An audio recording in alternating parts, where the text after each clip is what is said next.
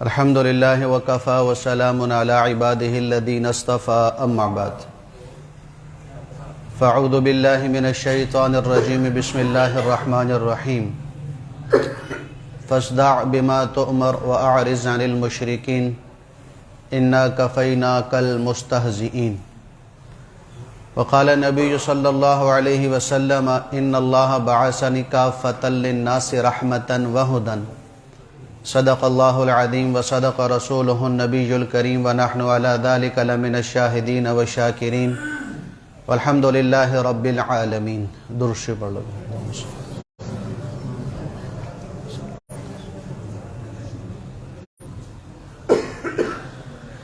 میرے محترم بھائیو دوستو، اس دنیا میں کوئی بھی شعبہ لے لیں یا کوئی محکمہ لے لیں یا کوئی کام لے لیں یا کوئی گھر لے لیں، جب تک اس شعبے کو، اس کام کو اور اس محکمے کو اور اس گھر بنانے والے کو یا ان ساری چیزوں کے بنانے والے کے نظام کو نہیں چلائیں گے تو ان میں سے کسی چیز سے بھی خیر نہیں ملے گی. بنانے والے کے نظام کے مطابق چلنے سے ہی ان تمام چیزوں سے نفع حاصل ہوگا.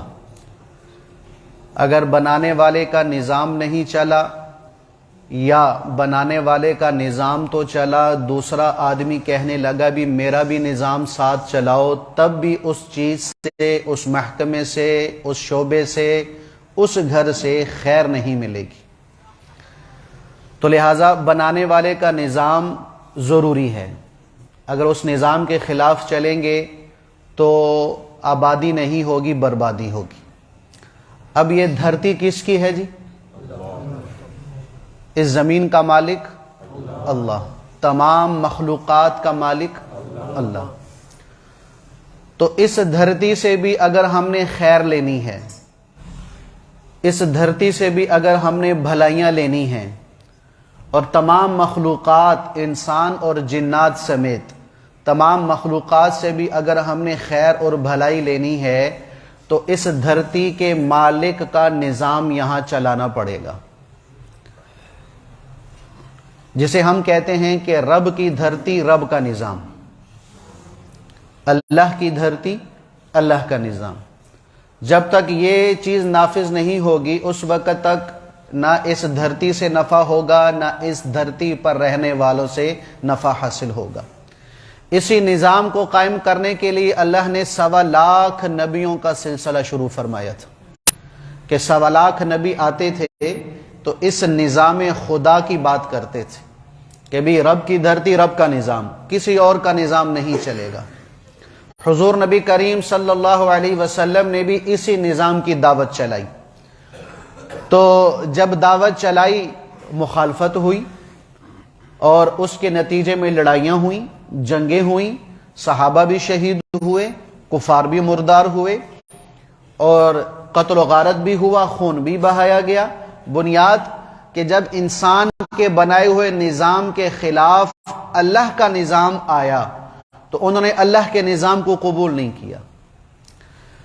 تو جس طرح حضور نبی کریم علیہ السلام کے زمانے میں کفر اللہ کے نظام کو برداشت نہیں کر سکا، آج کا کافر بھی بعینی ہی اسی طرح اللہ کے نظام کو اس دھرتی پر قبول کرنے کو تیار نہیں ہے. وہ نہیں چاہتا کہ اس دھرتی پہ اللہ کا نظام قائم ہو. اس کی سب سے بڑی دلیل افغانستان لے لو، سب سے بڑی دلیل افغانستان ہے. ملا عمر رحمت اللہ علیہ کے زمانہ میں طالبان نے کون سا نظام قائم کیا تھا؟ بولو بھائی، اسلامی نظامی تھا نا بھی. ایک اسلامی ریاست قائم فرمائی تھی، ایک اسلامی قانون نافذ فرمایا تھا. انہیں تو کسی کو گالی نہیں دی تھی، انہوں نے تو کسی کو برا بلا نہیں کہا تھا، انہوں نے کسی کے خلاف، کسی ملک کے خلاف جو ہے وہ اپنے ٹینک کا یا گولے کا یا گولی کا رخ تو نہیں کیا تھا. انہوں نے اپنے ملک پر ایک نظام قائم کیا تھا، اسلامی نظام. وہ کیسا نظام کہ جس میں حاکم اور محکوم برابر، امیر اور غریب برابر، کالا اور گورا برابر، چھوٹا اور بڑا برابر، طاقتور اور غریب کمزور برابر، مالدار اور غریب برابر، وہ یہ نظام لے کے آئے تھے۔ یہ وہ نظام ہے جو اللہ نے قائم فرمایا، اور اللہ نے اپنے انبیاء علیہم الصلاۃ والتسلیمات کے ذریعے سے امت میں رائج فرمایا کہ اس دھرتی پر اگر نظام چلے گا تو صرف ایک اللہ کا، اس دھرتی پر حاکمیت ہوگی تو صرف ایک اللہ کی، اس دھرتی پر ملوکیت ہوگی، کسی کی ملکیت ہوگی تو وہ صرف اللہ کی۔ اس دھرتی میں کسی انسان کا نظام نہیں چلے گا، کسی قوم قبیلے کا نظام نہیں چلے گا، کسی بشر کا نظام نہیں چلے گا۔ نظام اگر چلے گا تو صرف اللہ کا قائم کردہ نظام چلے گا۔ اس نظام میں کسی کو کسی پر برتری حاصل نہیں ہے کہ یہ مالدار ہے اس کو وہ عزت دے دو، غریب ہے اس کو عزت نہ دو، اور حکمران ہے تو وہ ہر معاملے سے مستثنی ہے، عوام ہے تو اس پہ چھری چلا دو، طاقتور ہے تو اس کو سلوٹ کرو، غریب ہے تو اس کو لات مارو۔ نہیں نہیں نہیں، یہ نظام نہیں، یہ اللہ کا نظام یہ نہیں ہے، یہ انسانوں کا بنایا ہوا نظام ہے۔ اس نظام کو توڑنے کے لیے افغانستان نے ایک صورت قائم فرمائی تھی، جس کے مقابلے میں پورا کفر اکٹھا ہو کر اس نظام کو توڑنے کے لیے آ گیا تھا۔ افغانستان میں کوئی سونے چاندی کے، ہیرے کے، جواہرات کے کوئی لمبے چوڑے معدنیات نہیں ہیں کہ اس پر حملہ کرنے کے لیے کہ چلو بھی یہ سونے پہاڑ، یہ چاندی کے پہاڑ، یہ ہیرے جواہر کے پہاڑ، یہ لال اور یاقوت کے پہاڑ میرے ہو جائیں تو لہذا چاہ کہ میں امیر ہو جاؤں۔ نہیں، ان سارے کافروں نے افغانستان جو بیچارہ کیا کہیں اس کو، کوئی انڈسٹری ادھر نہیں ہے، کوئی لمبی چوڑی ترقیاتی وسائل وہاں پر موجود نہیں ہے، لیکن کفر نے اس کے خلاف اتحاد کیوں کیا؟ وہ اس لیے وہ نظام خدا کی بات کر رہے تھے۔ کفر کو میری نماز اور آپ کی نماز سے کوئی تکلیف نہیں، بھائی ذہن میں رکھنا، میرے آپ کے روزے سے اسے کوئی پریشانی نہیں، میری آپ کی تلاوت سے اسے کوئی پریشانی نہیں، میرے آپ کے ذکر و تسبیحات سے اسے کوئی پریشانی نہیں، اور کسی حد تک وہ میری اور آپ کی عبادت میں تعاون بھی کرتا ہے، کسی حد تک عبادات میں میرے اور آپ کے ساتھ وہ تعاون بھی کرتا ہے۔ اس کے پیٹ میں مروڑ تب اٹھتا ہے، اس کی رات کی نیندیں تب حرام ہوتی ہیں جب ہم اس کفر کے نظام کے خلاف اللہ کے نظام کے قائم کرنے کی بات کرتے ہیں۔ تو سارا اکٹھا ہو کر کفر پھر میرے آپ کے مقابلے میں آ جاتا ہے، جیسے حضور نبی کریم علیہ الصلوۃ والسلام کے زمانے میں کفر حضور کے مقابلے میں آیا، اور یہ 2000 کی دہائی میں یہ پورا کفر افغانستان کے مقابلے میں آیا۔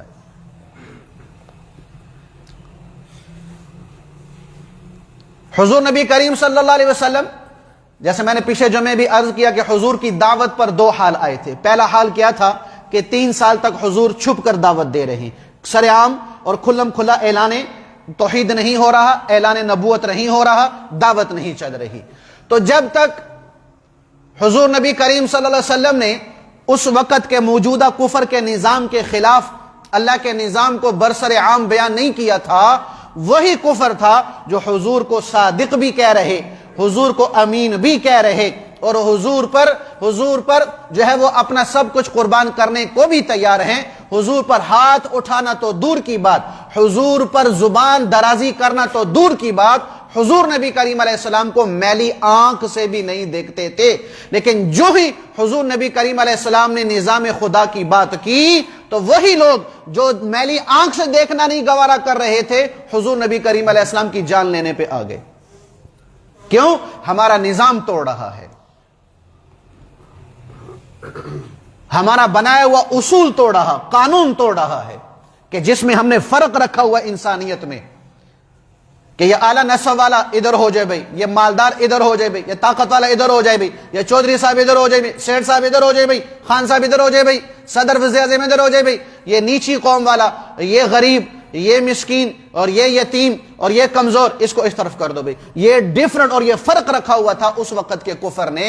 حضور نبی کریم علیہ السلام نے اسی فرق کو مٹانے کے لیے اعلان فرمایا کہ نہیں بھائی، نظام انسان کا نہیں چلے گا، نظام تو اللہ کا چلے گا۔ تو حضور نبی کریم علیہ السلام کو اب اللہ نے 3 سال گزرنے کے بعد وحی نازل فرمائی، اور وحی میں ایک فرمایا اب کھلم کھلا میرے حبیب نظام خدا کی بات کیجئے، اب کھلم کھلا میرے حبیب توحید کا اعلان کیجئے، اب کھلم کھلا میرے حبیب اپنی رسالت کی بات کیجئے۔ تو اللہ نے 2 آیتیں اتاری، 2 آیتیں۔ پہلی آیت فَاصْدَعْ بِمَا تُؤْمَرْ وَأَعْرِضْ عَنِ الْمُشْرِكِينَ إِنَّا كَفَيْنَاكَ الْمُسْتَهْزِئِينَ۔ میرے حبیب اب جس بات کو آپ جس بات کا آپ کو حکم دیا گیا، یہ نظام خدا، اب کھلم کھلا بیان کیجئے۔ مشرکین کا آپ نے پرواہ نہیں کرنی، مشرکین کی پرواہ نہیں کرنی، مشرکین کو میں دیکھ لوں گا۔ اللہ نے یہ فرمایا، اِنَّا كَفَيْنَاكَ الْمُسْتَهْزِئِينَ، میرے حبیب آپ میرے نظام کی بات کرو، آپ کے نظام کے مقابلے میں جو آئے گا اسے پارا پارا کرنا میرا کام ہے۔ اس نظام کے خلاف جو کھڑا ہوگا اس کو ٹکڑے ٹکڑے کر دوں گا، آپ نے اسے گھبرانا نہیں ہے۔ مشرکین جو کرتے ہیں کرنے دیں، آپ نظام خدا کی اور نظام مصطفیٰ کی بات چلاتے رہیں۔ پھر دوسری آیت اتری، وَعَنْذِرْ عَشِيرَتَكَ الْأَقْرَبِينَ، کہ اب اپنے قریبی رشتہ داروں کو بھی ڈرائیے، اپنے رشتہ داروں کو بھی اپنے ساتھ ملائیے، ان کو بھی اس نظام کی دعوت دیجیے۔ تو ان دو آیتوں کے مقابلے میں پھر اللہ کے نبی نے 3 مجلسیں قائم فرمائیں، 3 مجلسیں، ایک مجلس عام، 2 مجلس خاص، ایک عام مجلس تھی، ایک خاص مجلس تھی۔ عام مجلس جب یہ آیت اتر گئی فَاصْدَعْ بِمَا تُؤْمَرْ، تو حضور نبی کریم صلی اللہ علیہ وسلم نے صفا کی پہاڑی پر سارے مکہ والوں کو جمع کیا، اس میں قریش والے بھی ہیں، غیر قریش بھی ہیں، آپ کے چچا بھی ہیں اور غیر بھی ہیں، خاندان والے بھی ہیں، خاندان سے باہر بھی ہیں، چودھری بھی ہے اور کمزور بھی ہے، مالدار بھی ہے اور غریب بھی ہے، یعنی ہر طبقے کو حضور نبی کریم علیہ السلام نے آواز لگا کر سب کو جمع کیا۔ اور جب آواز لگائی تو ساری قوم اور سارے لوگ، سارے طبقے کے سارے شعبے والے وہ حضور نبی کریم علیہ السلام کی بات سننے کے لیے آگے کہ بھی محمد صلی اللہ علیہ وسلم نے پہلی دفعہ سب کو اکٹھا کیا ہے، کوئی بڑی بات پیش آنے والی ہے، کوئی اہم بات پیش آنے والی ہے۔ تو حضور نبی کریم صلی اللہ علیہ وسلم نے سب کو جمع کرنے کے بعد سب سے پہلے جو بنیادی بات رکھی وہ اپنی نماز نہیں، اپنا روزہ نہیں، اپنا حج نہیں، اپنی زکوٰۃ نہیں، اور اپنے صدقہ خیرات نہیں، اپنے اخلاق نہیں، اپنی صدا جو ہے وہ چیز سامنے رکھی۔ اللہ کے نبی صلی اللہ علیہ وسلم نے اس دعوت کے موقع پر بنیادی طور پر نہ اللہ کی توحید کو رکھا، نہ اپنی رسالت کو رکھا۔ حضور نبی کریم علیہ السلام نے سب سے پہلے اپنے کردار کو رکھا، اپنے کردار کو رکھا کہ بتاؤ 40 سال تمہارے اندر زندگی گزاری ہے، میرا شب و روز تم نے دیکھا ہے، میرا بچپن، میرا لڑکپن، میری جوانی، اب 40 سال کی عمر تک پہنچ گیا ہوں، اتنی بڑی عمر تمہارے اندر میں نے گزاری ہے، بتاؤ میرے بارے میں تمہارا کیا خیال ہے، میرے بارے میں تم کیا کہتے ہو، میرے بارے میں تمہارے کیا نظریات اور افکار ہیں، میرے بارے میں تمہارا کیا عقیدہ اور نظریہ ہے، میرے بارے میں تم کیا کہتے ہو۔ تو اللہ کی قسم سارے کافروں نے ایک زبان ہو کر ایک ہی جملہ کہا تھا، اے محمد ہم نے ہزاروں بار تمہیں آزمایا ہے، ہم نے سچ ہونے کے علاوہ، امانت داری کے علاوہ ہم نے کوئی بات آج میں نہیں پائی۔ جب بھی پایا آپ کو سچا پایا، جب بھی آپ کو آزمایا تو امانت دار آپ کو پایا ہے۔ یعنی پورے مکہ میں حضور نبی کریم علیہ السلام محمد کے نام سے کم مشہور تھے، امین اور صادق کے نام سے زیادہ مشہور تھے۔ یہ میرے نبی کا کردار تھا۔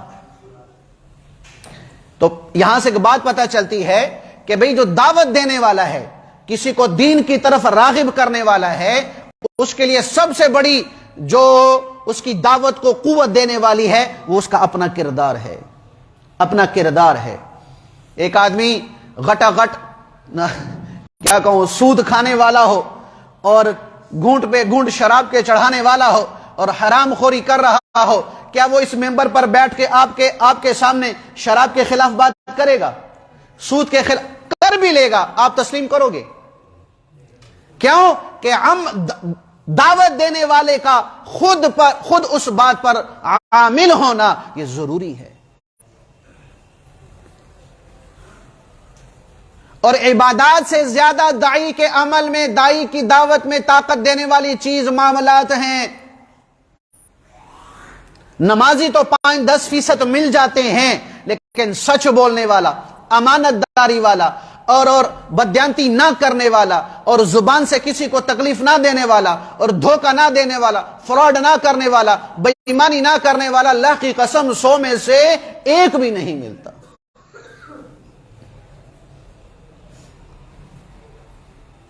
تو پھر بتاؤ اس دعوت دینے والے کی دعوت میں کیا طاقت ہوگی؟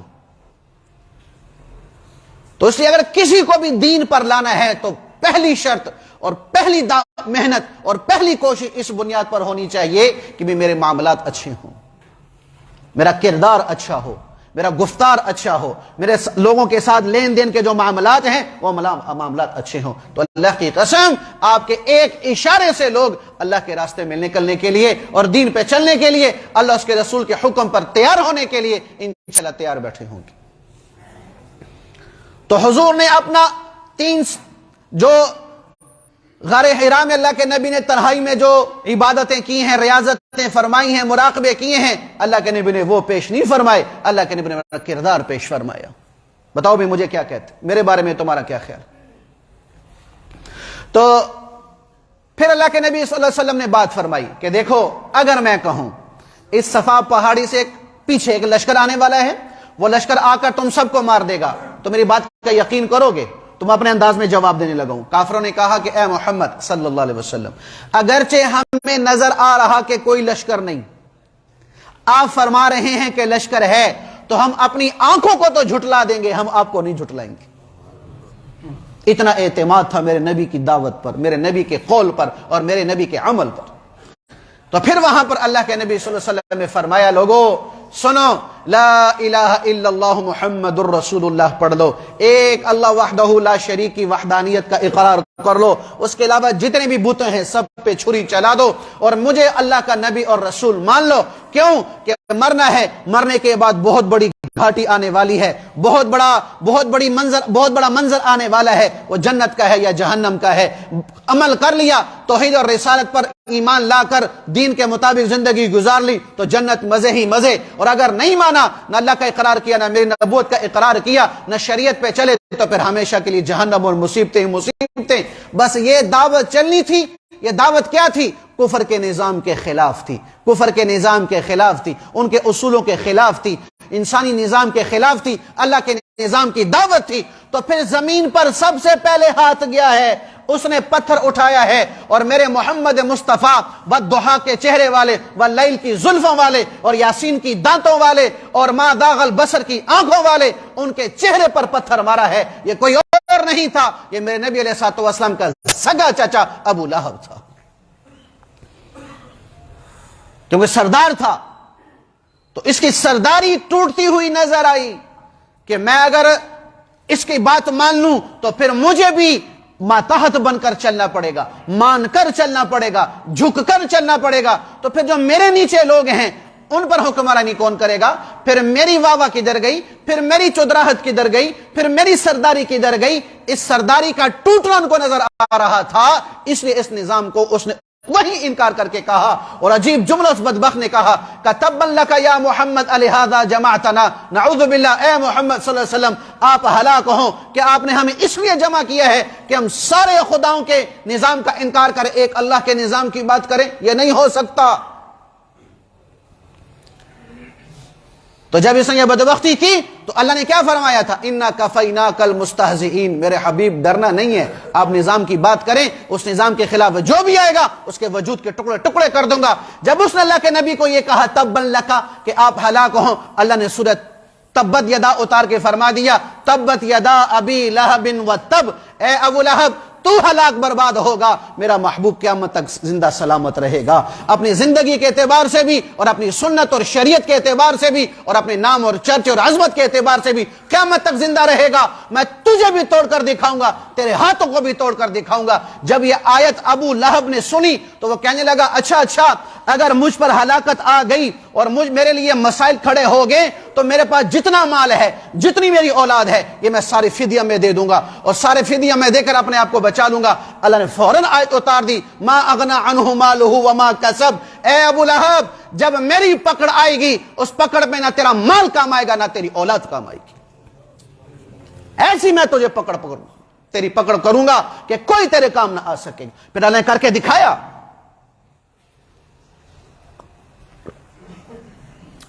یہ آیت، یہ سورت اترنے کے 10 سال بعد تک ابو لہب زندہ رہا، اللہ نے زندہ رکھا۔ وجہ کہ اللہ میرے نبی علیہ السلام، کیونکہ اس کے وقت اللہ کے نبی بالکل تنہا تھے نا جی، اللہ کے نبی کے ساتھ کوئی نہیں تھا جب دعوت چل رہی تھی، جو ایمان لائے ہوئے تھے وہ تو پوشیدہ تھے نا جی۔ تو یہ کھلم کھلا جب دعوت چلی تو اس دعوت کے موقع پر کسی نے بھی اللہ کے نبی کا ساتھ دینے کا وعدہ نہیں فرمایا، اللہ کے نبی کے ہاں میں ہاں نہیں ملائی، یہاں پر میں مولوی صاحب کا بات کا بیان سن رہا تھا، فرمانے لگے میرے پاس ایک کلپ آیا ہے، یعنی اب ہماری بے دینی کا یہ حال دیکھ لیں اور اللہ اس کے رسول سے دوری کا یہ حال دیکھ لیں، اور اس کی بنیادی وجہ بتانے لگا ہوں کہ یہ جملے کیوں کہے جاتے ہیں جو آخر میں سناتا ہوں۔ یہ جملے اس لیے کہے جاتے ہیں کہ قرآن اور حدیث کو قرآن اور حدیث کے ماہر کے بغیر پڑھا جاتا ہے۔ قرآن اور حدیث کو قرآن اور حدیث کے ماہر کے بغیر پڑھا جاتا ہے تو پھر اسی طرح کی ذہنیت چلتی ہے۔ اس موقع پر یہ صفا پہاڑی پر اللہ کے نبی کے دعوت پر کسی نے لبیک نہیں کہی نا، کسی نے بات نہیں مانی، تو اعتراض کرنے والا کہہ رہا ہے کہ دیکھو نبی کی دعوت میں کوئی کمی کوتاہی تھی، اس لیے کسی نے اللہ کے نبی کی بات پر لبیک نہیں کہی۔ تو ان مولوی صاحب نے بڑا عجیب جواب دیا، انہوں نے فرمایا دیکھو کہ اللہ نے کسی کو میرے نبی کی بات پر لبیک کہنے کے لیے کھڑا ہی نہیں کیا، وجہ کہ جس نے سب سے پہلے اسلام قبول کرنا تھا یعنی سیدنا ابو بکر صدیق، وہ اس مجلس میں تھا ہی نہیں، اس لیے اللہ نے کسی کو توفیق ہی نہیں دی کہ اللہ کے نبی کی بات پہ لبیک کہہ سکے۔ لیکن یہ معاشرہ کیوں پیدا ہو رہا، اس طرح افراد کیوں پیدا ہو رہے کہ اللہ کی ذات کو بھی متنازع بنا دیا ہے، میرے نبی کی ذات کو بھی متنازع بنا کے رکھ دیا، قرآن کو بھی متنازع بنا دیا، حدیث کو بھی متنازع بنا دیا، روزے نماز کو بھی متنازع بنا دیا، وجہ کہ گھر میں بیٹھ کے مفسر و محدث بن رہے ہیں۔ یہ پرسوں میری ایک آدمی سے بات ہو رہی ہے واٹس ایپ پہ، وہ کہہ رہا ہے مولوی صاحب، میرے دوست کو کہہ رہا ہے اوے مولویوں نے پیچھے نہ پئی، بخاری پڑھ آپ پڑھ، قرآن پڑھ آپ پڑھ، اے مولویوں کے پیچھے نہ پڑھنا، مولویوں کے پیچھے پڑھو گے گمراہ ہو جاؤ گے۔ اور آپ کے علم میں اضافہ کرنے کے لیے بات کرنے لگا ہوں کہ یہ سب سے پہلے یہ جملہ جو کہا کہ بھی مولویوں کی بات تسلیم نہیں کرنی، مولوی کی بات نہیں ماننی، یہ سب سے پہلا جملہ نکالنے والے غلام قادیانی اور مرزائی کے پیروکار ہیں۔ سب سے پہلا جملہ یہ نکالنے والے یہ مرزائیوں کا نعرہ ہے، وہ مولوی کے پاس نہیں بیٹھنا، مولوی کی بات نہیں سننی، مولوی ٹھیکیدار ہیں دین کے، خود قرآن سنو، خود قرآن پڑھو، خود قرآن سمجھو، خود حدیث سمجھو، یہ مولوی ٹھیکیدار لگے ہوئے ہیں۔ یہ نعرہ بلند کرنے والے قادیانی ہیں، اور ہمارے اکثر مسلمان اسی میں مبتلا ہیں، اسی میں مبتلا ہیں کہ یہ دین کا سارا ٹھیکہ مولوی نے لیا ہوا ہے، تمہیں اللہ نے عقل نہیں دی ہے۔ ارے بھائی مثالیں آپ سنتے رہتے ہیں، ڈاکٹری، انجینئری، سیاستدانی یا سائنسدانی، یہ جتنے بھی فنون ہیں اس کو علم نہیں کہتے، ذہن میں رکھنا، یہ علم نہیں ہے، علم یہ نہیں ہے، ڈاکٹر بننا، انجینئر بننا یہ علم نہیں ہے، یہ فن ہے۔ فن علم کسے کہتے ہیں؟ علم وہ علم ہوتا ہے جو تمہیں قبر کے سوالوں کی تیاری بتائے، آخرت کے 5 سوالوں کی جواب تمہیں تیار کروائے، اسے علم کہتے ہیں، اور وہ صرف کہاں پر ہے؟ علم دین، وہ دین ہے۔ اس کے علاوہ جتنے بھی علم ہیں اس کو علم نہیں ہم کہتے، وہ فن ہے۔ فن حاصل کرو، اچھی بات، تو ایک فن گھر میں بیٹھ کر انسان حاصل نہیں کرتا۔ میں 5 سال گھر میں بیٹھ کے ڈاکٹری کی کتابیں پڑھ لوں اور کسی کالج وغیرہ اور کسی میڈیکل نہ جاؤں اور میں کل کو کلینک کھول کے بیٹھ جاؤں، اب سب میرے پاس آؤ گے؟ کیوں؟ کتابیں نہیں پڑھی میں نے، یہ میڈیکل کالج انہوں نے ٹھیکہ لیا ہوا ڈاکٹر بنانے کا، میں گھر میں نہیں بیٹھ سکتا۔ تو جب یہ کہ فن کے ماہر کے بغیر ہم نہیں پڑھتے اور نہیں سیکھتے، اور وہ پڑھ بھی لے فن کے ماہر کے بغیر تو ہم اس کو اس کے قابل نہیں سمجھتے، تو بھی قرآن اور حدیث اسی لیے لیا گیا ہے، یہ مذاق کے لیے قرآن حدیث ہی رہ گیا ہے۔ ایک شخص نے عبداللہ بن عباس رضی اللہ عنہما کے سامنے اپنی بیوی کو کہا تمہیں 100 طلاقیں، 100 طلاقیں۔ عبداللہ بن عباس کا رنگ غصے سے سرخ ہو گیا، کہ ابھی ہم موجود ہیں، ہمارے ہوتے ہوئے تم قرآن اور حدیث سے مذاق کر رہے ہو، تمہیں شرم نہیں آئی کہ قرآن اور حدیث نے 3 طلاقوں کا کہا ہے، 3 طلاقوں تک حد ہے، اس سے اوپر تمہیں دینے کی کیا ضرورت؟ تو تم شریعت کا مذاق اڑا رہے ہو۔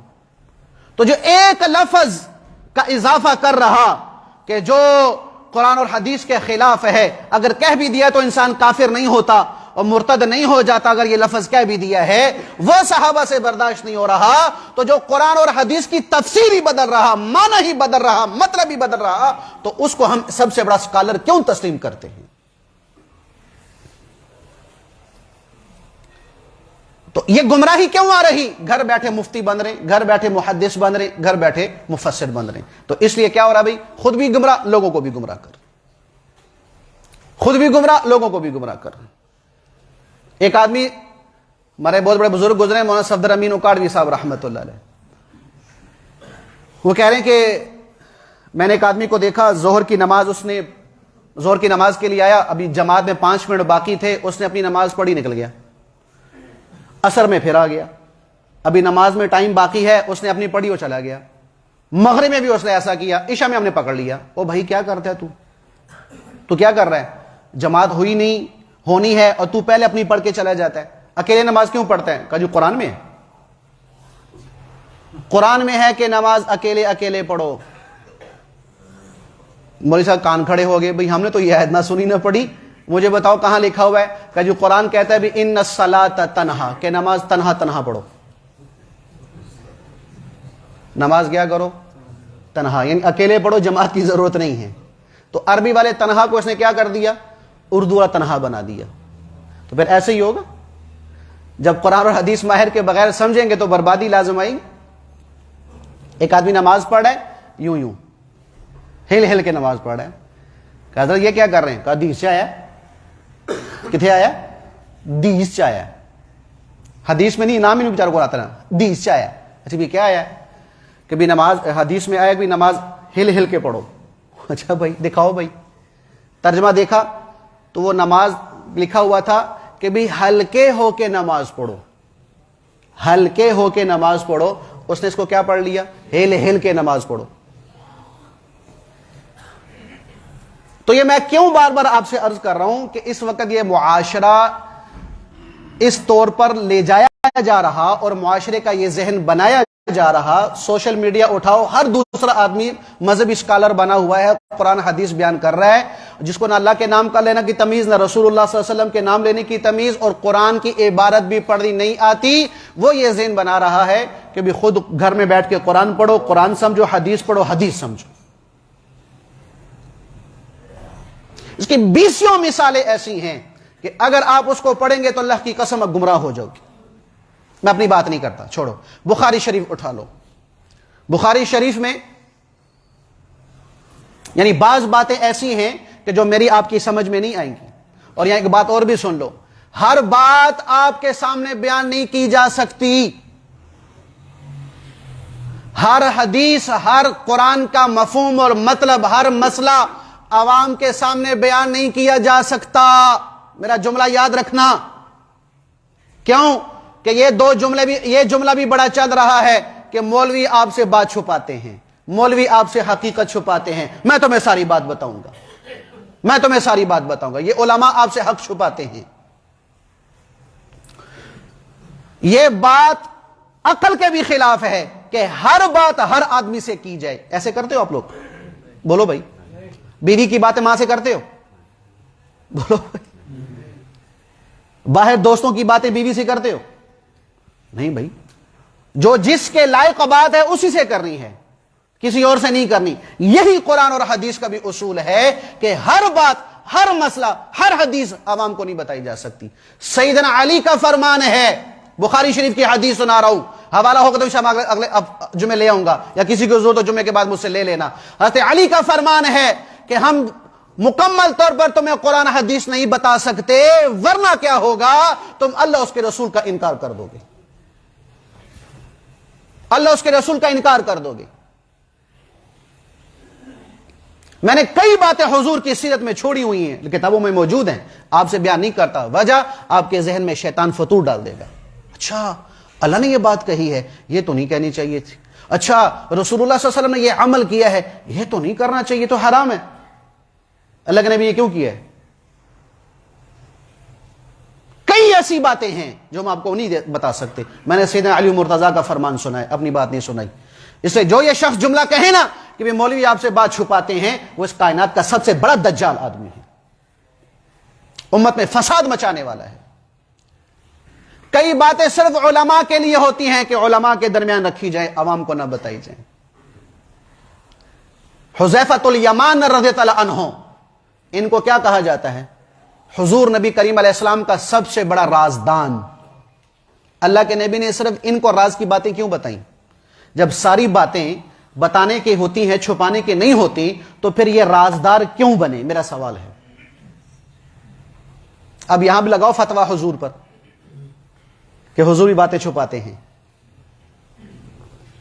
کیا مطلب؟ کہ بھائی کئی باتیں ایسی ہیں جو سب کو بتانے والی نہیں ہوتی، سب کو بتا دی گئی گمراہ ہو جائے گا،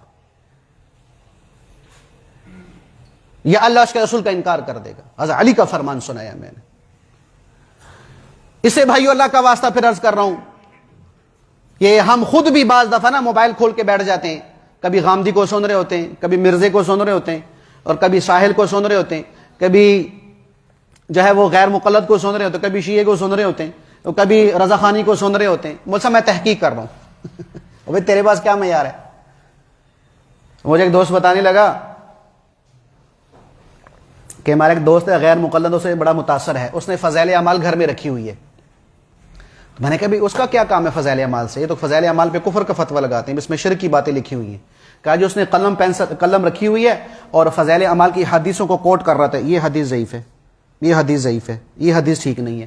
تو کہنے لگا میں نے اس سے سوال کیا بھی تیرے پاس کیا پیمانہ ہے کہ جس پیمانے پر تو پرکھ رہا ہے کہ یہ حدیث ضعیف ہے؟ تیرے پاس کیا پیمانہ ہے کہ گھر میں بیٹھ کے تو محدث بن گئے؟ چلو یہ بات بھی صاف کر، مولانا زکریا صاحب رحمۃ اللہ علیہ نے فضائل اعمال میں جو حدیثیں لکھی ہیں، چلو ضعیف ہی صحیح، تو وہ حدیثیں انہوں نے اپنی طرف سے بنائی ہیں؟ کہاں سے لی ہیں؟ احادیث کی کتابوں سے لی ہیں نا۔ مولانا مکی صاحب دان برکاتہم، مکہ والے، ان سے کسی نے سوال کیا بھی فضائل اعمال میں ضعیف حدیثیں ہیں، انہوں نے بڑا پیارا جواب دیا۔ ان کے بھی صحاح ستہ جتنی بھی احادیث کی کتابیں ہیں، ان حدیث کی کتابوں سے تم ضعیف حدیثیں تم نکال دو، فضائل اعمال سے ساری ضعیف حدیثیں میں نکال دیتا ہوں۔ تو یہ مولانا زکریا صاحب نے یہ حدیثیں بڑی بڑی کتابوں سے تو لی ہیں نا بھائی، تو اگر اعتراض کرنا ہے تو مولانا زکریا پہ کیوں اعتراض کرتے ہو؟ اعتراض کرنا ہے تو بڑی بڑی کتابوں پہ کرو، بخاری پہ کرو، مسلم پہ کرو، ابو داؤد پہ کرو، ابن ماجہ پہ کرو، مولانا زکریا پہ کیوں اعتراض کرتے ہو؟ اب میں آپ کو ایک کتاب پڑھ کے سناتا ہوں کہ بھی اس کتاب میں یہ لکھا ہوا ہے، مثال دینے لگو بھی اللہ کو نہ مانو، اب فتویٰ مجھ پہ لگے گا کہ کتاب پہ لگے گا؟ بولو بھائی، کتاب کے مصنف پہ فتویٰ لگنا چاہیے نا، کہ میں تو بات بیان کر رہا ہوں، میں بیان کر رہا ہوں، ٹھیک ہے جی، میں درمیان میں واسطہ ہوں، میں نے بات نقل کی ہے، میں نے بات بنائی نہیں ہے۔ تو ہمارا بھی یہی حال ہے کہ مولوی صاحب نے ایک حدیث لکھ دی، تو اب بجائے اس کے کہ بھی یہ حدیث مولوی صاحب نے کس کتاب سے لی ہے، اس کتاب کے مصنف کو پکڑیں، ہم نے مولوی زکریا کو پکڑا ہوتا ہے، مولوی زکریا کو پکڑا ہوتا ہے۔ مجھ سے غیر مقلد پوچھنے لگا مولوی صاحب یہ جو آپ دعا کرواتے ہیں، یعنی میں نے بیان کیا، بیان کے بعد دعا کروا دی، یہ کہاں سے ثابت ہے؟ میں کہا اچھا جی، میں اگر آپ کو میں حدیث بتا دوں تو آپ کیا کرو گے؟ کہا جی میں دیکھوں گا کہ وہ صحیح ہے کہ غلط ہے۔ میں کہا آپ کے پاس کیا پیمانہ ہے؟ آپ کس نظریے پر یہ پرکھیں گے کہ یہ حدیث صحیح ہے کہ غلط ہے؟ مجھے کیسے پتا چلے گا؟ چپ، کیا ہو گیا بھائی؟ چپ ہو گیا۔ ہمارے دوست ہے بتانے لگے، میں اردو بازار گیا تو وہاں میں نے ایک عورت کو دیکھا، چھوٹے چھوٹے بال کاٹے ہوئے، سرخی پاؤڈر لگایا ہوا، بالکل ٹیپ ٹاپ ہے، جسے ممی ڈیڈی کہتے ہیں، وہ آئی ہوئی ہے، اور دکاندار سے کہہ رہی وہ مجھے 2-4 تفسیریں چاہیے قرآن کی، تفسیریں چاہیے قرآن کی۔ کیا کرنا ہے؟ جی میں تفسیر لکھ رہی ہوں۔ کیا کر رہی ہوں؟ تفسیر لکھ رہی ہوں۔ ہاں، پھر ایسے ہی لوگ لکھتے ہیں، ان جیسے لوگ، کہ بھئی شراب حرام نہیں ہے، رشوت حرام نہیں ہے، سود حرام نہیں ہے۔ کہاں لکھا ہوا ہے قرآن میں؟ ایک دہریہ پوچھنے لگا مولوی صاحب سے کہ مولوی صاحب قرآن میں کہاں لکھا ہوا ہے شراب حرام ہے؟ تو مولوی صاحب نے بڑا پیارا جواب دیا کہ بھی قرآن میں کہاں لکھا ہوا ہے کہ پیشاب حرام ہے؟ تو پیشاب بھی پیا کرنا پھر کہاں لکھا ہوا ہے پخانہ حرام ہے؟ قرآن میں لکھا ہے پخانہ حرام ہے؟ صبح شام 3 ٹائم کھایا کر، خالی پیٹ یار پیٹ۔ اور بات سمجھ آئی میرے بھائیوں؟ میں جو عرض کر رہا ہوں، میری گزارشیں سمجھ آ رہی ہیں نا آپ سے؟ ہاں۔ تو خیر اللہ نے کیا فرمایا کہ ابو لہب اب تیری خیر نہیں. تو اس سورت کے اترنے کے 10 سال تک ابو لہب زندہ رہا. ابو لہب کا اصل نام تھا عبد العزا. لہب اس کا چہرہ بڑا سرخ تھا, خوبصورت تھا بڑا, اور جیسے شعلہ ہوتا نا, شعلہ, آگ کا شعلہ وہ چمکتا ہے, تو اس کی طرح اس کا چہرہ چمکتا تھا. اس کا نام ہی پڑ گیا ابو لہب, یعنی چنگاری والا, شعلے والا. ایسا اس کا حسن تھا, ایسی خوبصورتی تھی. لیکن اس نے میرے نبی کے شان میں بے ادبی کی تھی, میرے نبی کے لیے اس نے اپنا ہاتھ استعمال کیا تھا, تو اللہ نے کیا سزا عطا فرمائی, کیا سزا. زرقانی کی حدیث ہے کہ اللہ نے اس کے جسم پر پھوڑا نکالا, پھوڑا. وہ پھوڑا کینسر کی شکل اختیار کر گیا, پورے وجود کو اس پھوڑے نے گھیر لیا, اور ایسی بدبو آئی کہ وہ اسی کینسر میں اور اسی بدبو میں ایڑیاں رگڑ رگڑ کر مر گیا. 3 دن تک اس کی لاش کمرے میں پڑی رہی. اس کے بیٹے بھی اس کی لاش کو ہاتھ لگانے کے لیے نہیں آ رہے تھے, کہ کہیں ایسا نہ ہو کہ یہ زہر ہمیں بھی لگ جائے, یہ بیماری ہمیں بھی لگ جائے. جیسے ہمارے محلے کا گٹر بند ہوتا ہے, ہم عیسائیوں کو بلاتے ہیں, اسی زمانے میں انہوں نے حبشیوں کو بلایا. حبشی آئے, حبشی بھی اس بدبو سے اتنے تنگ اور پریشان ہو گئے کہ انہوں نے بھی ابو لہب کو ہاتھ نہیں لگایا, بلکہ لمبے لمبے بانس لیے, ایک گڑھا کھودا, اور ابو لہب کی لاش کو یوں بانسوں کے ذریعے سے دھکیلا جا رہا تھا جیسے مردار کتے کو دھکیلا جاتا ہے. اس کو گھڑے میں ڈال دیا. اب گھڑے کو بند کیسے کریں, پھر کوئی قریب نہیں جا رہا, سارے لوگ دور دور کھڑے ہیں اور دوروں سے پتھر مار رہے ہیں, اس گھڑے کو بھر رہے ہیں. اللہ نے کہا تھا جو میرے نبی کے نظام کے خلاف آئے گا میں اسے یوں ذلیل و خوار کر کے موت دوں گا. اور فتح مکہ پر اس نے کہا تھا نا بھی میں اپنی اولاد کو فدیہ میں دے دوں گا, مال کو فدیہ میں دے دوں گا. فتح مکہ پر اس کی بیٹی درہ مسلمان ہو گئی, اس کا بیٹا عتبہ مسلمان ہو گیا, اس کا بیٹا متعب وہ بھی مسلمان ہو گیا. اللہ نے فرما دیا, دکھا دیا کہ دیکھ جو میرے نبی کے خلاف چلتا ہے میں اس کے گھر میں ایمان والوں کو پیدا کر کے دکھاتا ہوں. نظام اللہ کے ہاتھ میں ہے. وہ چاہے نبی کے گھر میں کافر پیدا کر دے, کافر کے گھر میں نبی کو پیدا کر دے اور نبی کی پرورش کر دے, اس کا نظام ہے. نوح کے گھر میں نوح کا بیٹا نوح کا منکر ہے, فرعون کے گھر میں اللہ موسیٰ کو پال رہے ہیں. یہ نظام کس کے پاس؟ اللہ کے پاس. تو ان سے یہ بات اس لیے برداشت نہیں ہوئی کہ حضور نبی کریم علیہ السلام نے ان کے مزاج کے خلاف اور ان کے نظام کے خلاف بات کی. معذرت کے ساتھ ناراض نہیں ہونا بھائی, ایک بات کہنے لگا ہوں, ہمیں بھی وہ مولوی بالکل پسند نہیں جو ہمارے مزاج کے خلاف بات کرے. ہمیں وہ مولوی صاحب بالکل پسند نہیں ہے. ہمیں تو وہ مولوی چاہیے جو ہماری مزاج کے مطابق بات کرے, جو ہمیں بات اچھی لگے وہ کرے, ہمارے خلاف کوئی بات نہ ہو. جو ہی ہمارے مزاج کے خلاف بات ہو گئی فارغ, اے مولوی سے ہی نہیں گا. مثال دینے لگا ہوں, ہماری کمیٹی میں تو الحمدللہ ایسی چیز نہیں ہے. اگر کمیٹی مسجد کی کمیٹی ہے, اس کمیٹی میں کوئی رشوت لینے والا ہے, اللہ کی قسم مولوی صاحب رشوت کے خلاف بیان کر کے تو دکھا دیں. کمیٹیوں میں سے کوئی سود کھانے والا ہے, مولوی صاحب سود کے خلاف بیان کر کے تو دکھا دیں. نمازیوں میں کوئی 2 نمبری کرنے والا, بدیانتی کرنے والا ہے, سود کرنے والا یا شراب پینے والا یا زنا کرنے والا ہے, مولوی صاحب بیان تو کر کے دکھا دیں. اگلے دن اس کا جلوس نہ نکل جائے مجھے کہنا. سیاست پر مولوی صاحب بات کر دیں تو مولوی صاحب کی کلاس لگ جاتی ہے. مولوی صاحب توڑا کی کام ہے سیاست دا, علماء کا کام کیا ہے سیاست سے. کمیٹی میں کوئی پی ٹی آئی کا ہے, آپ جمعیت کی بات کرو, مولوی صاحب کی کلاس لگ جائے گی. یہ چین اسکیم میں ایک مولوی صاحب بیچارے نے پی ٹی آئی کے خلاف بیان کر دیا, پورا محلہ ان کے خلاف اکٹھا ہو گیا, کمیٹی والے اکٹھے ہو گئے, بیچارے کو استعفیٰ دینا پڑا, پھر جان چھوٹی ان کی. یہ میرا آپ کا مزاج ہے, ناراض نہیں ہونا کہ ہم اپنے مزاج کے خلاف بات سننے کو تیار نہیں ہیں. میرے کئی نمازی ایسے ہیں چھوڑ کے چلیں گے جمعہ, اے مولوی صاحب یہ گلاں بڑی سخت ہوندی ہیں, نہیں ساڑھے مزاج کے مطابق نہیں ہوندیاں, چھوڑ کے چلے گئے. میں کہا جاؤ مجھے وہ مجمع چاہیے جو میرا ہو, جو میرے نظریات کے مطابق ہو, جو میری بات کو سنے سمجھے اور لے. ہمیں وہ مجمع چاہیے. اور چھانٹی تو ہونی ہے, صحابہ کی جماعت میں چھانٹی ہوئی ہے, تو میں اور آپ کیا ہیں. تو اس لیے بھائی یہ مزاج کبھی نہ بنانا بھائی کہ مولوی صاحب ہمارے مزاج کے مطابق بات کریں تو السلام علیکم, مزاج کے خلاف ہو تو وعلیکم السلام. یہ کام نہ کرنا، یہ نبوت کے خلاف ہے۔ مولوی صاحب سے پوچھا، مولوی صاحب آپ کے لوگ بڑے خلاف ہیں۔ ان کا بھائی دیکھو، لوگوں نے نبیوں کو نہیں چھوڑا تو میں کیا چیز ہوں؟ لوگوں نے نبیوں کو نہیں چھوڑا۔ میں نے اپنے استاد سے بات سنی ہے، میں نے پڑھی نہیں، کہ حضرت یحییٰ علیہ الصلوۃ والسلام نے اللہ سے گیلا کیا، یا اللہ یہ تو میرے خلاف پڑ گئے ہیں، یہ میری پوری امت میرے خلاف ہے، مجھے جادوگر کہہ رہی ہے، مجنوں کہہ رہی ہے، پاگل کہہ رہی ہے، دیوانہ کہہ رہی ہے، نعوذ باللہ، مجھے جھٹلا رہی ہے۔ اللہ نے فرمایا کہ اے یحییٰ، انہوں نے مجھے نہیں چھوڑا تو کیا چیز ہے؟ میرے شرک، میرے مقابلے میں انہوں نے لوگوں کو کھڑا کر دیا ہے، میرے شرک کرنے والے بن گئے ہیں، میرے برابر کے ٹکر کے انہوں نے لوگوں کو کھڑا کر کے میرا شریک بنا دیا ہے، جب مجھے نہیں چھوڑا تو کیا چیز ہے؟ تو یہ کبھی بھی نہیں ہوگا کہ بھی ایک آدمی سے ساری راضی ہوں۔ یہ سب دین کی بات نہیں کر رہا، دنیا کی بات بھی کر رہا ہوں، کبھی بھی نہیں ہوگا۔ آپ کا پورا خاندان آپ سے خوش ہے، بولو بھائی، تو دنیاوی اعتبار سے بھی ایسے ہی ہوتا ہے، صرف دین کی بات نہیں کر رہا۔ تو خیر، حضور نبی کریم علیہ السلام نے دعوت چلائی۔ اس کے بعد اللہ کے نبی علیہ السلام 2 مجلسیں اور قائم فرمائی، 2 مجلسیں، وہ 2 مجلسیں خاص تھیں۔ جب یہ آیت اتری وَأَنذِرْ عَشِيرَتَكَ الْأَقْرَبِينَ، میرے حبیب رشتہ داروں کو بھی ڈرائیں، رشتہ داروں کو بھی ڈرائیں۔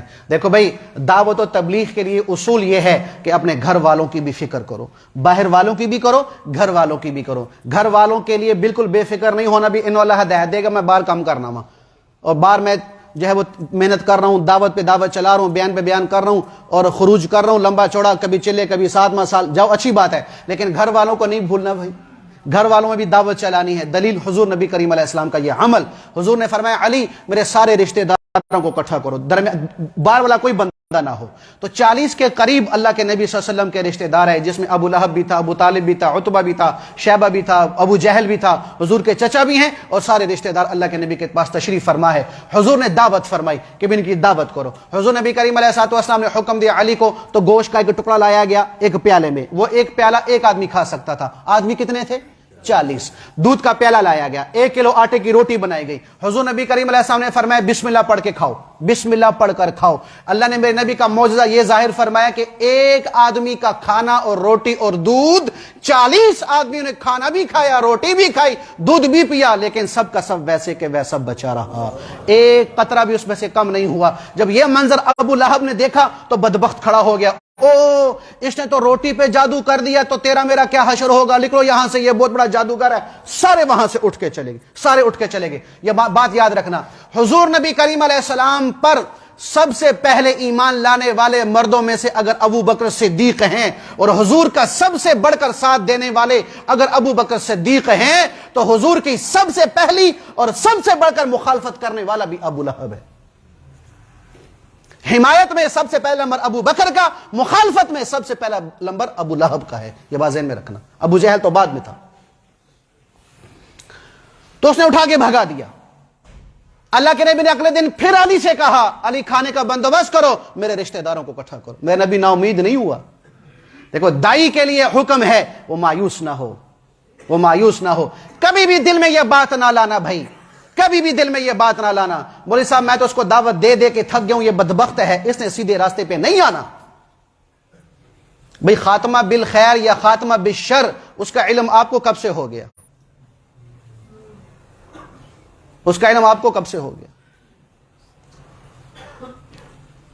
اللہ اکبر۔ حضور نبی کریم علیہ السلام کو اللہ جل شانہ نے فرما دیا تھا میرے حبیب یہ ابو جہل آپ کی امت کا فرعون ہے۔ کیا مطلب؟ ہدایت نہیں ملنی، ہدایت نہیں ملنی، ایمان نہیں لائے گا۔ امام غزالی نے اپنی کتاب احیاء العلوم میں لکھا ہے اس کے باوجود بھی حضور نبی کریم علیہ السلام 10 سال کے عرصے میں 1700 دفعہ ابو جہل کے پاس دعوت لے کر گئے۔ کس کے پاس؟ جس کے بارے میں بتا دیا گیا کہ یہ کافر مرے گا۔ مجھے کیا پتا ہے کہ انہوں نے کفر میں مرنا ہے، ایمان پہ مرنا ہے، ان کا خاتمہ بالخیر پہ ہوگا، مجھے اپنا نہیں پتا، میں کسی کا کیا بتاؤں۔ تو اسے دعوت دینے کے بعد کبھی بھی مایوس نہیں ہونا کہ مولوی صاحب نہیں ٹھیک ہو لگا، میں تھک گیا۔ یہ بھئی اگر آپ دعوت دیتے ہو اب گھبرا رہے ہو، اب اللہ سے کہو یا اللہ تو ہی رہنمائی فرما، تو ہی رہنمائی فرما۔ ہمارے ذمہ سے دعوت پہنچانا، اس کا ایمان لانا یا نہ لانا، میں اس پہ مکلف نہیں ہوں، مجھ سے قیامت کے دن سوال ہوگا بات چلائی کہ نہیں چلائی، دعوت چلائی کہ نہیں چلائی۔ تو حضور نا امید نہیں ہوئے، دوبارہ پھر کٹھا فرمایا، پھر وہی دعوت، سالن، روٹی اور دودھ، ایک آدمی کا بسم اللہ پڑھ کے کھاؤ، بسم اللہ پڑھ کے کھلوایا، سب کو پورا ہو گیا، کھانا بھی بچ گیا، دودھ بھی بچ گیا، روٹی بھی بچ گئی۔ اب ابو لہب کے کھڑے ہونے سے پہلے حضور کھڑے ہو گئے، کہا میرے قبیلے والوں، اے میرے خاندان والوں، کہ دنیا میں مجھ سے بڑھ کر تمہارا کوئی خیر خواہ نہ ہوگا۔ میں نبی نے بات یہاں سے شروع فرمائی، پھر فرمایا سنو، بالفرض میں جھوٹا تو نہیں، نہ جھوٹ بولوں گا، بالفرض اگر میں جھوٹ بولوں تو لوگوں سے تو بول سکتا ہوں، تم سے کبھی نہیں بھولوں گا، تم سے کبھی جھوٹ نہیں بولوں گا۔ بالفرض میں نبی دھوکہ نہیں دیتا، اگر میں لوگوں کو دھوکہ دے بھی دوں میں تم کو کبھی دھوکہ نہیں دوں گا۔ کیوں کہ جو سپہ سالار ہوتا ہے، قوم کا امیر ہوتا ہے، وہ اپنے قوم کو کبھی دھوکہ نہیں دیتا۔ اللہ کی قسم، جس کے سوا کوئی معبود نہیں ہے، ایک دن جیسے تم سوتے ہو تم پر موت بھی آئے گی، اور ایک دن جیسے تم سو کر جاگ جاتے ہو اللہ تمہیں دوبارہ قیامت کے دن زندہ کرے گا۔ پھر قیامت کے دن دو ہی مقام ہے، یا جنت ہے یا جہنم ہے، نیک عمل کرنے والا جنت میں، برا عمل کرنے والا جہنم میں۔ فرمایا میری رسالت کا اقرار کرو، اللہ کی توحید کا اقرار کر لو، اللہ کی قسم اے میری قوم، مجھ سے بڑھ کر کوئی تمہارا خیر خواہ نہیں، اور میں دنیا اور آخرت کی عزت تمہارے پاس لے کے آیا ہوں۔ یہ میرے نبی نے فرمایا۔ ابو سفیان سے کہہ رہے ہیں، یا ابا سفیان جئتکم بخیر الدنیا وکرامت الآخرہ، ابو سفیان میری مان لے، دنیا میں بھی عزتیں پائے گا، آخرت میں بھی عزتیں پائے گا۔ اللہ کے نبی نے فرمایا میں یہ بات لے کے آیا ہوں۔ پھر ابو لہب بھی بدبخت اٹھا، اسی نے بدبختی کی اور قوم سے کہنے لگا اس کو ابھی روک دو، اسے ابھی مار دو، ورنہ یہ تمہارے سر چڑھ کے بولے گا۔ پھر حضور نبی کریم علیہ السلام کی پھوپھی ہے صفیہ کو پتا چلا، انہیں ابو لہب کی ایسے ہاتھ لاپا کے ہاتھ میں پکڑائی کہ اس کی زبان سے الفاظ نہ نکل سکے۔ تمہیں شرم نہیں آتی؟ اپنے بھتیجے کے خلاف کھڑا ہوتا ہے، وہ تم سے کون سا پیسہ مانگ رہا، کون سی سرداری مانگ رہا، کون سا نوٹ مانگ رہا، کون سا ووٹ مانگ رہا، کون سی وہ چودراہٹ مانگ رہا ہے؟ وہ اللہ اس کے رسول اللہ کی تو بات کر رہا ہے، اس کے نظامی کی تو بات کر رہا ہے۔ تو اسے بھی دائی کے لیے یہ اصول ہے کہ وہ نا امید نہ ہو۔ حضور نے دعوت چلائی اور محنت فرمائی، اور گھر والوں کو بھی یاد رکھو بھائی، گھر والوں پر بھی محنت کرو بھائی۔ میرے تبلیغ والوں سے میرا یہ اعتراض رہتا ہے، محبت سے وہ گھر کے باہر لوگ چھوڑ کر توبہ کر